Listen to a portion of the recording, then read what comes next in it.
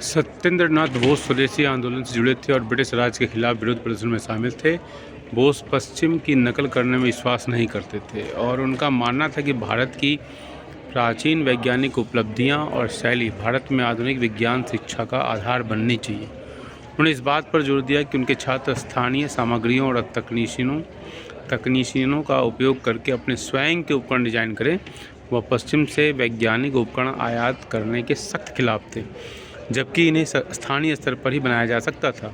उन्होंने 1948 में कलकत्ता में विज्ञान शिक्षा के प्रचार प्रसार के लिए बंगिया विज्ञान परिषद की स्थापना की। अपनी स्थापना के समय से परिषद एक लोकप्रिय पत्रिका ज्ञान व विज्ञान निकालते रही, जिसमें बोस ने सक्रिय रूप से मूल भाषा को बढ़ावा दिया। बोस ने कई उन्नत वैज्ञानिक पत्रों का बंगाली में अनुवाद किया।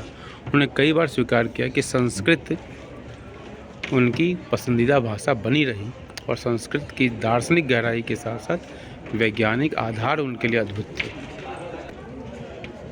प्रफुल्ल चंद्र रॉय 1861 से 1944 असहयोग आंदोलन के समय राय ने प्रपोज किया, science can afford to wait but Swaraj can not. What beautiful statement. Science can afford to wait but Swaraj can not. जिसके पश्चात अंग्रेजी सरकार ने उन्हें आंदोलनकारी घोषित कर दिया।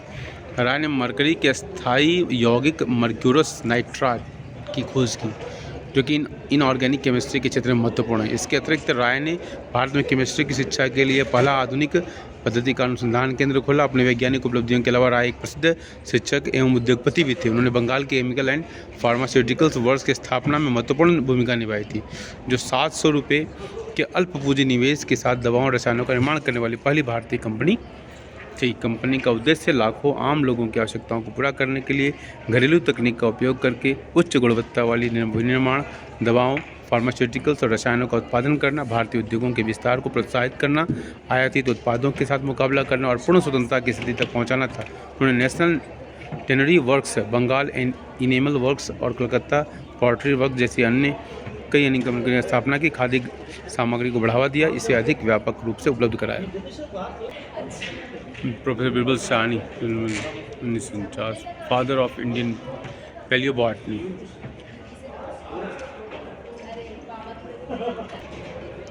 सिस्टर निवेदिता को नहीं जानते थे, क्योंकि स्वामी विवेकानंद की ये शिष्या थी सिस्टर निवेदिता, और भारत के विजडम से प्रभावित होकर वो स्वामी विवेकानंद के साथ कार्य करने लगी।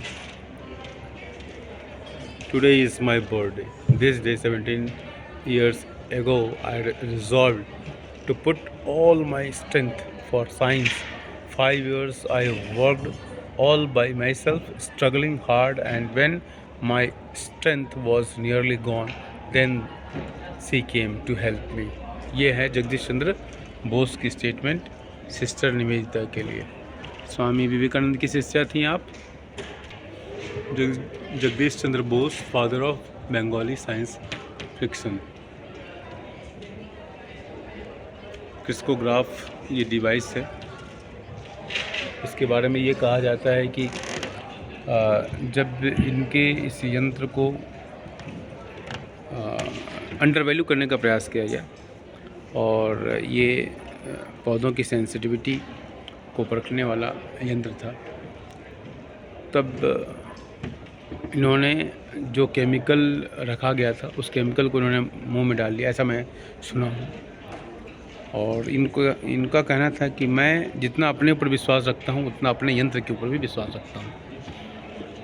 इनका बहुत बड़ा योगदान है भारत में साइंटिफिक टेम्परामेंट को डेवलप करने में। Sir Mokshagundam Visvesvaraya 15 September 1861 to 14 April 1962, father of plant economy of India.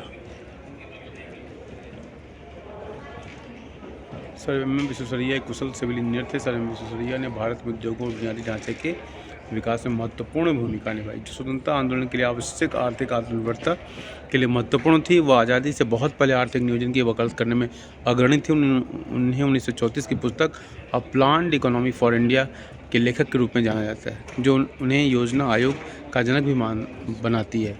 इस पुस्तक में उन्होंने भारत की अर्थव्यवस्था की दिशा इस रूप में प्रदर्शित की जिससे भारत की आय दुगनी हो सके। सर एम विश्वेश्वरैया सुभाष चंद्र बोस द्वारा स्थापित देश की प्रथम नेशनल प्लानिंग समिति के चेयरमैन थे, बनने के प्रबल दावेदार थे। यह समिति 1938 में स्थापित की गई। सर एम विश्वेश्वरैया कुछ उत्कृष्ट कार्य इस प्रकार हैं: block system of irrigation, automated flood gates, Visvesvaraya plan, आर्थिक नियोजन की रणनीति, हिमायत सागर रिजर्वायर्स, हैदराबाद बाढ़ प्रबंधन।